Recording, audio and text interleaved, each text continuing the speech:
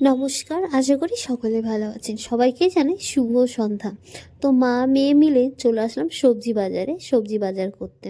তো এইদিকে মা সবজি বাজার দেখছিল, আর এইদিকে আমিও দাঁড়িয়েছিলাম মার সাথে। আর এই যে এখান থেকে কিছু সবজি না হলো, আর চলে আসলাম এখন মাংসের দোকানে কিছু মাংস নেবার জন্য, যেহেতু রাত্রে হবে মাংস আর ভাত। আর এইদিকে ছিল কার্তিক ঠাকুর, দেখো কত সুন্দর। এটা ছিল কার্তিক পুজোর দিনের ভিডিও।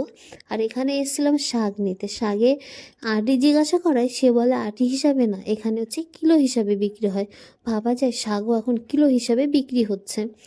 যে যাই হোক, একটু শাক নিয়ে নিয়েছিলাম, তো এখান থেকে দুটো চপ নিয়ে নিলাম মা আর আমি খাবোর জন্য। তো যাই হোক, চপ টপ আর কি নিচ্ছিলাম, আর এইদিকে আসলাম মাছের দোকানে।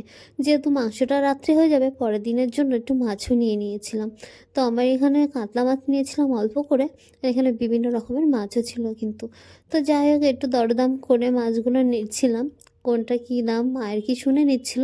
যাই হোক, অবশেষে আমাদের মাছ পছন্দ হয়েছে। এইদিকে কিন্তু আমার মাছ নিয়ে এখন বাড়ির উদ্দেশ্যে এই যে এখন রওনা দিচ্ছি।